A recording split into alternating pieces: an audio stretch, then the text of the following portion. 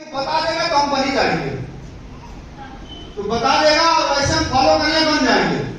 लेकिन ऐसे एक बार की बात एक शिष्य अपने गुरु से पूछता है कि गुरु जी सक्सेस का राज बताइए, सक्सेस का मंत्र बताइए जिससे हम भी सफल हो जाए।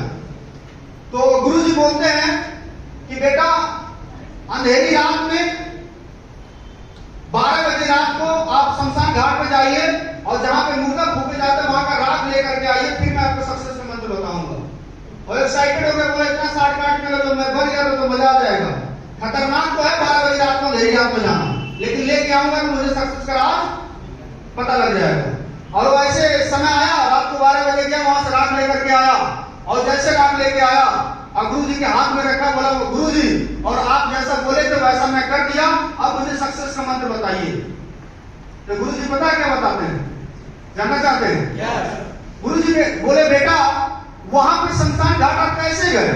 इतना अंधेरा था, रात को 12 बज रहे थे, तो आप गए कैसे? आपको रास्ता दिखाई कैसे दे रहा था, कैसे जाना कैसे नहीं जाना? तो बोला गुरु जी हम कुछ नहीं किए, एक दीपक लिया हाथ में, और हाथ में दीपक लिए तो बोले तब आपको शमशान घाट दिख गया? बोला नहीं। बोला ऐसे हाथ में जब दीपक लिए तो थोड़ी दूर हमको दीपक का उजाला दिखाई दिया, फिर थोड़ी दूर हम चले तो जब यहाँ पहुंचे तो फिर आगे का और रास्ता दिखाई दिया, फिर यहाँ पहुंचे तो फिर और आगे का रास्ता हमको दिखाई दिया, और ऐसे धीरे धीरे करते करते मैं शमशान घाट गया और राग लेकर के फिर वैसे चला आया। बोले बेटा बस सक्सेस का मंत्र यही है, जितना रास्ता दिखाई दे उतना चलते जाइए, जब वहां पहुंच जाएंगे तो आगे का रास्ता अपने आप दिखाई दे देगा। यही सक्सेस का मंत्र है। Thank you very much. Thank you.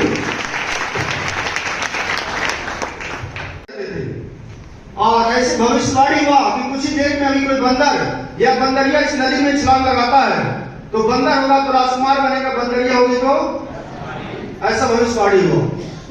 तो कोई एक्शन लिया नहीं, लेकिन दुबली पतली से बंदरिया थी और एक्शन ली और नदी में छलांग लगाई, और जैसे छलांग लगाई तो वाकई में राजकुमारी बनकर निकली।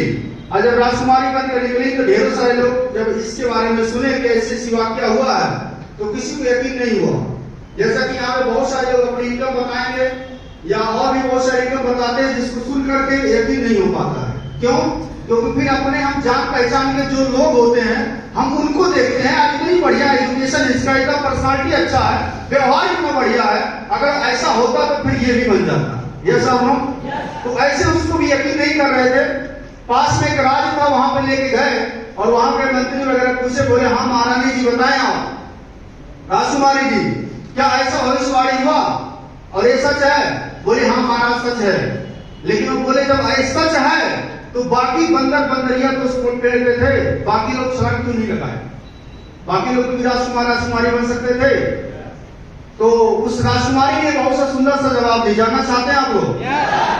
वो जवाब दी, बोली महाराज जब भविष्यवाणी हुआ तो भविष्यवाणी में यह बताया गया कि बंदर होगा तो राजकुमार बनेगा, बंदरिया होगी तो राजकुमारी बनेगी। और ऐसा भविष्यवाणी नहीं हुआ कि अगर राजकुमारी नहीं बनी तो कुटिया बन जाएगी, चूहिया बन जाएगी, बिल्ली बन जाएगी। तो मैं यह सोच के छलांग लगाई, अगर बन जाती हूँ तो राजकुमारी, नहीं तो बंदरिया तो मैं हूँ ही।